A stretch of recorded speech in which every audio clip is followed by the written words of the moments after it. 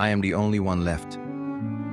20 minutes ago, I had 112 men beside me. Now I am alone in the smoke, and I do not know if I am still breathing or if this is what death feels like. It is July 1863. The place is Gettysburg, Pennsylvania. My unit was ordered to hold a low stone wall on a ridge nobody had ever heard of before this week. They told us the whole war might turn on this one afternoon. I did not believe them. I believe them now. The air smells like burnt powder and wet grass. Somewhere behind me, a horse is screaming, the kind of sound that gets inside your skull and stays there. My hands are shaking so hard I can barely hold my rifle. My canteen is empty.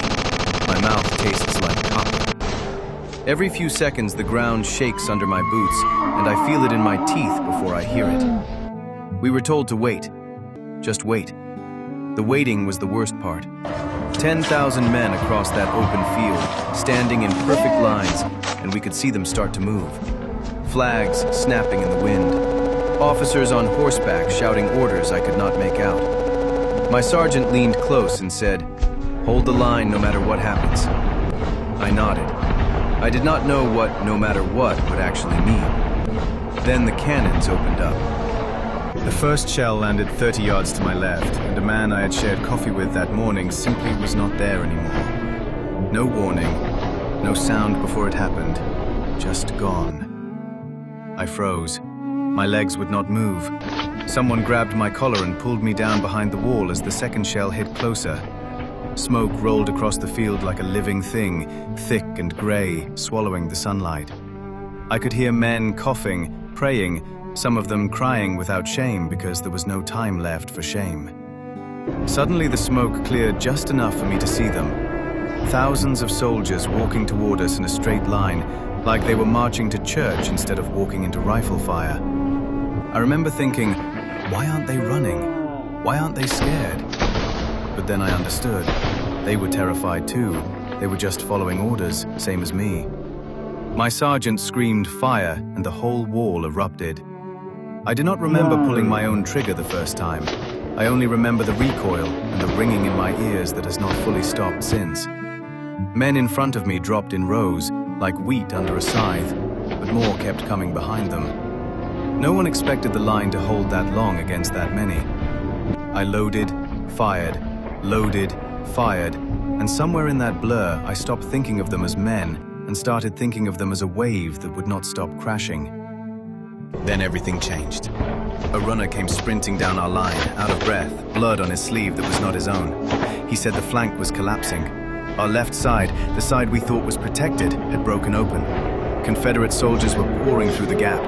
My sergeant's face went white. He had trained for a frontal assault, not this. No one had prepared for this. We were about to be surrounded on our own ridge. That was the twist nobody saw coming. The safest position on the field had just become the most dangerous. Orders came fast and confused. Hold! No, fall back! No, hold! Men around me did not know which command to trust, and in that hesitation, the enemy got closer. I watched my captain go down trying to rally the flank, and in that same second I realized there was no one left giving orders that made any sense. We were on our own. The noise became something I cannot fully describe. It was not just gunfire anymore. It was screaming, drums, horses, men calling out names of friends who could not answer, and underneath all of it, a strange ringing silence that seemed to live inside my own head, like my ears had simply given up trying to process what they were hearing. I saw my friend Daniel go down beside me, shot through the shoulder, and I dragged him behind a rock because leaving him felt like something I could never forgive myself for. He kept saying my name over and over, not words, just my name, like it was the only thing keeping him tied to this world. I pressed my hand against the wound and felt his blood soak through my fingers, warm and impossible to stop. Then a shell hit close enough to lift me off my feet. I do not remember landing.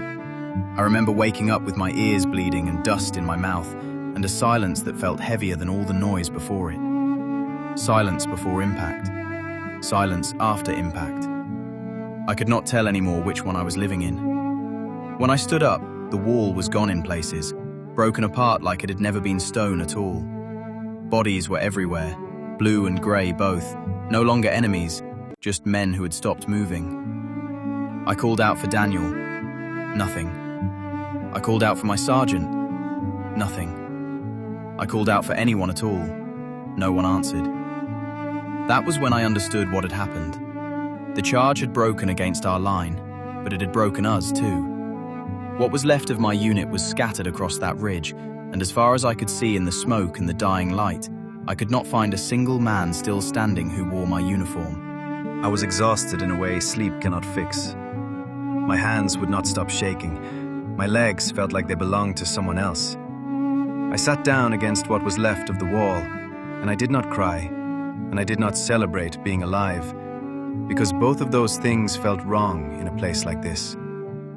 I just sat there, helpless, listening to the wounded calling out across the field as the sun went down. Later I learned the charge had been aimed at the center of our line, thousands of men crossing nearly a mile of open ground under constant fire, and almost half of them never made it back. Historians would later call it the high water mark of the Confederacy, the single moment the entire rebellion came closest to breaking the Union apart and never got that close again. But I did not know any of that while I was living through it. All I knew was that a battle line I had never heard of a week earlier had just taken almost everyone I called my brothers. The next morning, burial details walked the field, counting the dead. I helped carry men I had eaten breakfast with 3 days before. Nobody spoke much. There was nothing left to say that words could carry. Gettysburg would go down as the turning point of the entire Civil War, the moment the Confederate invasion of the North collapsed for good. But for me, it will always just be the field where I lost everyone and somehow walked away. I still do not know why I survived when so many beside me did not. But my war was not over. There was another battle coming, one that history barely remembers, but I will never forget it. What happened to me next was worse than anything I had faced at Gettysburg, and next time, I want to take you there with me.